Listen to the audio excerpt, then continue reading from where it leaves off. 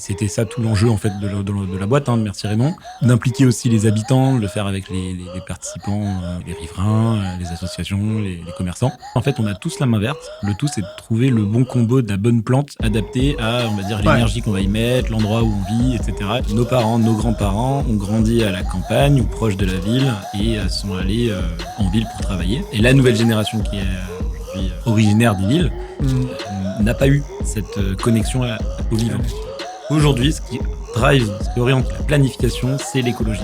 Et donc, on va se dire plutôt qu'aménager tel parc d'activité, on va voir comment renaturer telle friche, comme tu le disais. Et ça, c'est ce qui définit les politiques des grands ensembles. On voit bien qu'on est aujourd'hui à une étape où on doit déconstruire, et pas que mentalement. On doit aussi déconstruire physiquement. L'idée, c'était merci aux valeurs de la campagne qu'on cherche à remettre en milieu urbain.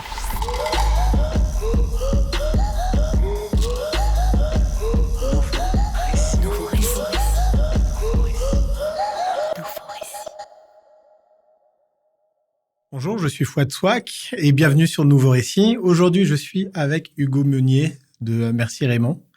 Bonjour Hugo. Bonjour Fouad, merci pour l'invitation. Va Ça va, super, merci. Je m'appelle Hugo Meunier, j'ai 34 ans. Je suis originaire d'un petit village dans le Tarn-et-Garonne, dans le sud-ouest de la France. Ouais, t'as pas trop l'accent. Non, c'est vrai. Ça fait quelques années que je suis à Paris maintenant. Ouais. Je suis monté, on va dire, après, donc j'ai passé mon bac à Montauban. Ensuite, je suis parti à Toulouse faire ma licence de droit. Et ensuite, je suis parti à Paris faire mon master à la Sorbonne en droit européen. Ok. Et puis après, j'ai fait mes études, j'ai fait un premier job. Et c'est vrai que là, j'ai perdu mon accent entre-temps. Et ensuite, j'ai la chance d'avoir grandi à la campagne. Moi, c'est un sujet qui m'a toujours touché, on va dire, la nature. Le fait d'arriver à Paris, comme plein de provinciaux, c'est un peu cliché de dire ça, mais c'est une réalité. Ce sentiment de se sentir très éloigné des plantes, des parcs, des montagnes, bref. C'est quelque chose qui m'a vraiment, fait vivre un mal urbain. Quand je suis arrivé, les premières années, il a fallu vraiment s'adapter à cette difficulté. En plus, j'avais aucun code de la ville, de grandes villes, donc je prenais souvent le métro, le RER. C'est des endroits qui sont assez durs, je trouve. Aujourd'hui, j'ai la chance, par exemple, de me déplacer en vélo et donc de pouvoir aussi observer la ville, parce que on vit dans une ville qui est une des plus belles villes du monde, Paris. Ouais. Et en même temps, avoir envie aussi d'apporter un impact personnel sur cette ville. Et donc, petit à petit, mon chemin m'a mené à créer un collectif de jardiniers, Merci Raymond, qui est devenu ensuite une entreprise. Et puis maintenant, ça fait 8 ans qu'elle existe, l'entreprise. Ouais. On a plein de projets, on fait une bonne croissance.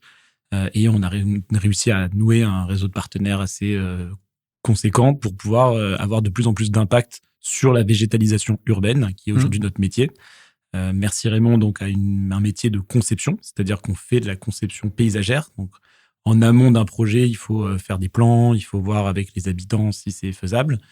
Ensuite, on intervient sur les projets. Donc là, c'est plutôt le côté très opérationnel, travaux. Moi, j'ai toujours décidé que Merci Raymond devait avoir la dimension action, c'est-à-dire on n'est pas juste des concepteurs derrière des ordinateurs, on est surtout sur le terrain. Aujourd'hui, ce qui oriente la planification, c'est l'écologie. Et donc, on va se dire plutôt qu'aménager tel parc d'activité, on va voir comment renaturer telle friche, comme tu le disais. Et ça, c'est ce qui définit les politiques des grands ensembles. D'ailleurs, quand tu parles avec des grands aménageurs, ils te disent aujourd'hui, il n'y a plus aucun quartier aménagé. Parce qu'en fait, quand tu es aménageur, c'est facile. Tu arrives sur un terrain qui est un terrain agricole, qui est vierge. Tu n'auras pas de recours de voisins parce qu'en fait, il n'y a personne. Ouais. Tu pourras faire venir tes camions comme tu veux parce qu'il n'y a pas la ville. Donc, c'est pas compliqué. Ouais. Tu arrives, tu construis des boîtes, clac, et tu as un quartier qui sort. C'est ce qui est fait. Et là, il y a encore des quartiers qui se terminent bientôt. Mais pour parler avec eux, il y en aura quasiment plus, en fait. Voilà. Ouais, c'est fini, ça. C'est fini, voilà. Donc, on parle de l'existant. On parle de l'existant. Donc, on parle de la réhabilitation, on parle de la renaturation ou la revalorisation de friches. Exactement. Ce qui un peu les emmerde, parce que du coup, derrière, ils ont moins de marge, ils gagnent moins d'argent. Mais ils en gagnent quand même beaucoup. Ouais, c'est des coûts supplémentaires c'est aussi. Des nouveaux modèles qui s'inventent. Et donc, d'ailleurs, quand tu parles avec aussi des promoteurs, ils sont en train de se réinventer, pivoter sur ce qu'ils appellent l'héritage, l'existant. C'est-à-dire comment on revalorise un bâtiment, même si ça coûte plus cher à revaloriser. En tout cas, c'est là-dessus qu'ils se spécialisent. Et même maintenant, pour être encore meilleur, ils construisent en atelier, donc ce qu'ils appellent en ossature bois. Donc en fait, ils montent des maisons en kit avant d'intervenir. Et ils arrivent et clac, clac, clac, en 3 semaines, le bâtiment est posé. Ce qui est assez impressionnant. Et ça, ils le font pour même des bâtiments qui sont pas standardisés. Nous, on a remporté un concours comme ça à la Défense sur une tour. Un beau concours avec le promoteur GA Smart Building, qui est un Toulousain. Eux, ils arrivent, tout est fait en atelier et ils te montent une tour quittée. Tout ça pour dire qu'en tout cas, c'est un frein à l'étalement des villes. Et maintenant, on va monter sur ce qu'on appelle la densité. Donc, on va faire grandir les villes. Mais pour accepter cette densité, il faut qu'il y ait des espaces vivables. Parce que si on va comme à New York, où tu as des grands buildings, si tu n'as pas Manhattan Square, en fait, ça marche pas. Donc, il faut des jardins. Et c'est là où nous, on intervient, merci Raymond. On intervient sur les toits, on intervient sur la cœur d'îlot, on intervient sur les rues. Et donc, nous, on intervient sur tout type d'aménagement, que ce soit privé ou public. Donc, par exemple, là, on travaille avec la ville de Paris sur les cours oasis. C'est-à-dire qu'aujourd'hui, on considère que les cours d'école sont des lieux inutilisés le week-end ou les périodes de vacances, qui pourraient être finalement ouvertes aux habitants. Et donc, on en refait des jardins. On en crée des jardins pour faire des oasis. On a pareil sur les rues.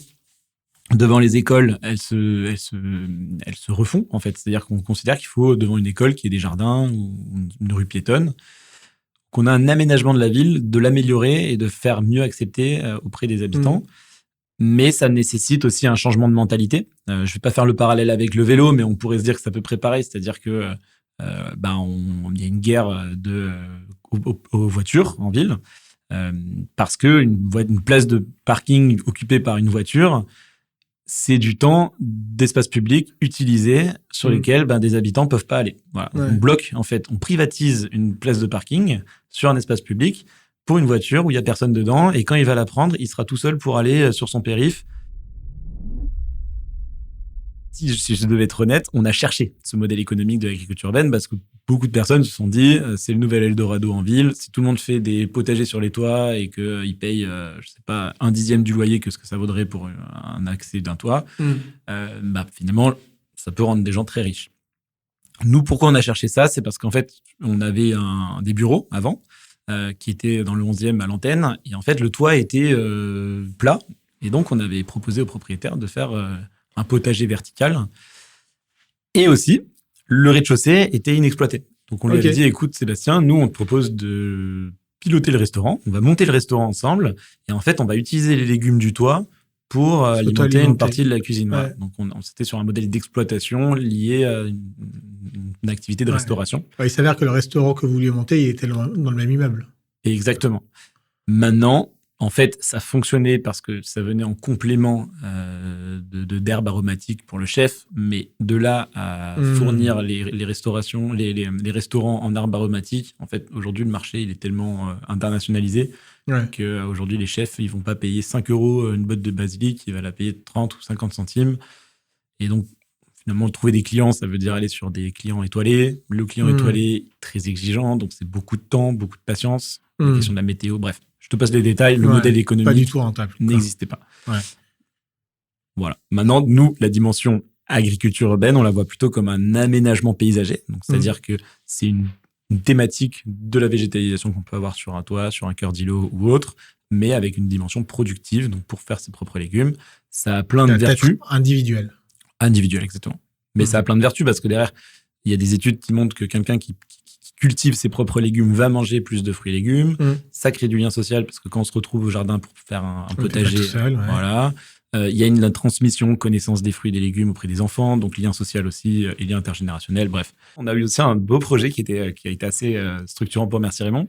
C'est un copain de pote qui, lui, bossait dans une cité à la Grande Borne à Grigny, qui est une des cités les plus difficiles de France, où, en fait, il nous disait, écoutez, moi, j'ai un petit budget pour faire de l'animation d'ateliers do it yourself. Il avait vu qu'on faisait des terrariums dans une petite boutique. Il nous a dit, si ça vous dit de venir faire des ateliers de terrarium à Grigny, à 1 heure de Paris, en banlieue, dans un endroit vraiment... 93, non, je sais pas. 91, très difficile d'accès dans l'Essonne. Je pense que tu dois avoir un RER, puis tu dois prendre un bus, puis après tu dois marcher. Enfin, tout est compliqué pour y accéder. Et d'ailleurs, c'était un peu la construction de tous ces grands ensembles d'aménagement urbain des années 70. Donc, il y a plein de cités qui ont été faites comme ça, Nanterre, Clichy-sous-Bois, etc.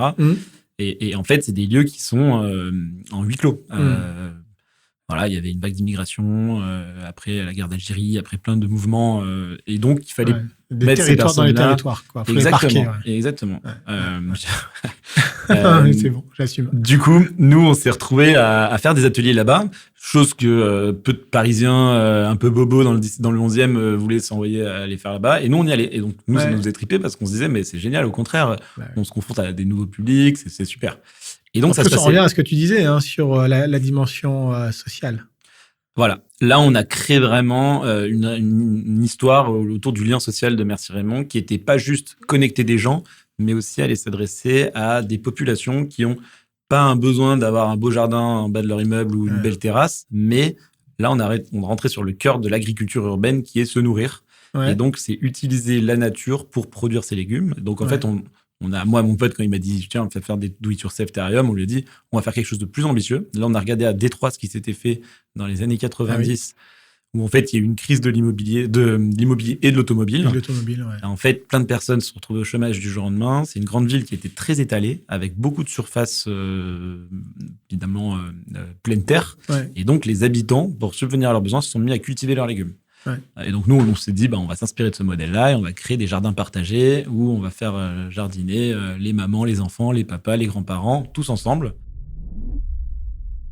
Mais aujourd'hui, la végétalisation, ça bénéficie à la santé physique, certes, mais aussi à la santé mentale. C'est-à-dire que on peut prendre la ville comme Paris, je reprends cet exemple, mais c'est vrai que c'est un cas d'étude intéressant, où il y a un nombre de consommations d'anxiolytiques et de personnes qui souffrent de problèmes psychologiques assez élevés. Et il y a des études qui montrent qu'une personne qui est au contact de la nature, alors on pense à ces sujets de arbothérapie, où tu vois des gens faire des câlins à des arbres, c'est vraiment l'extrême de la reconnexion à la nature, mais tout ça pour dire que quelqu'un qui, tous les matins, en partant de travailler, traverse un jardin ou traverse un hall végétalisé ou autre, va se sentir mieux et va passer une meilleure journée. Ensuite, sur la qualité de l'air, ça c'est certain que la nature urbaine contribue à ça. Il y a aussi la question du réchauffement climatique, les pics de chaleur, les pics de pollution. On va le voir cette année encore. Là, je crois que c'est une des années les plus chaudes jamais enregistrées. Cet été, on sera très content d'aller plutôt dans un parc que place de la République sur une grosse dalle béton. C'est ça. Donc voilà, de toute manière, moi, ce que je trouve assez agréable et très encourageant, c'est que ça fait partie de l'histoire. On est dedans. Moi, je reconnais qu'il y a 5, 6, 7 ans, il fallait convaincre encore. Il fallait, on va dire, aller avec son petit bâton de pèlerin et essayer de mobiliser les gens. Aujourd'hui, ça fait l'unanimité et tout le monde en a envie. Maintenant, c'est plutôt comment. Et tu as très justement posé les questions de comment on le finance aussi. Mais voilà, moi, j'ai envie de le dire, c'est un secteur sur lequel il y a le plein emploi. Les paysagistes, nous, c'est difficile de recruter des paysagistes aujourd'hui. Il y a trop peu de formations qui les forment. T'as pas mal d'architectes qui se reconvertissent aussi au paysage, dans l'aménagement sur de l'extérieur, en fait, parce que c'est des sujets qui sont de plus en plus présents. Je crois vachement à ce marché, entre guillemets, de plantes qui ont déjà grandi et du coup, ce qui se refile, en fait. Et d'ailleurs, si on va sur le Bon Coin, il y a tout un marché un peu de seconde main de la plante où les gens vendent des plantes qui ont vécu 10 ans chez eux et donc forcément, elles sont plus grandes, peut-être un peu plus résistantes aussi. Parce qu'à côté de ça, quand tu vas chez des enseignes que tu peux retrouver au coin d'une rue, leur business model, c'est que chaque année, tu ailles en racheter. Donc, en fait, elles sont souvent bourrées d'engrais ou un peu artificialisées pour pousser rapidement. Et une fois chez toi, elles sont pas du tout adaptées au climat et donc malheureusement elles vont mourir et toi tu vas la changer l'année suivante. Voilà. D'accord. Donc, en fait, on se fait avoir par les Truffaut et compagnie. Je dirais pas non, mais il y a un business model qui tourne autour du fait de renouveler ses végétaux chez soi. D'accord. Donc on en revient en fait encore une fois comme à la fast fashion, il faut renouveler la garde-robe comme il faut renouveler ses plantes d'intérieur, quoi. Il y a de ça exactement. Donc d'où la provenance qui est très importante. Et donc, nous ce qu'on conseille sur l'extérieur, ça va être de prendre des plantes qui viennent du même climat, donc plutôt à proximité. Donc, par exemple, si on est à Paris, ça va être Normandie, Bretagne ou même Île-de-France. Et sur de la plante d'intérieur, aujourd'hui malheureusement il n'y a aucune filière française. Donc ça va être souvent en Hollande, donc plutôt européen. Et là, il faut regarder si ça vient vraiment de Hollande ou si ça vient, comme tu disais, de l'autre bout du monde. Voilà. Et le pire, c'est les fleurs coupées. Il y en a qui disent que quand tu sens une rose que tu trouves dans la rue, c'est pire que sentir des pots d'échappement d'une voiture. tellement il y a de pesticides dans l'arrose. Voilà. Mais non. Donc, il y a encore une pédagogie à faire autour de tous ces sujets et je pense qu'il y a une responsabilité aussi de la part des clients. Je le comprends, moi, à mon échelle, sur les enjeux du végétal ou environnemental, il a fallu du soft power. Voilà. Ouais. Tout à l'heure, tu l'as dit, il ne faut pas attendre qu'il y ait juste les politiques qui agissent en amont. Voilà, ça peut être une association qui réunit un certain nombre d'acteurs de l'immobilier, ça peut être...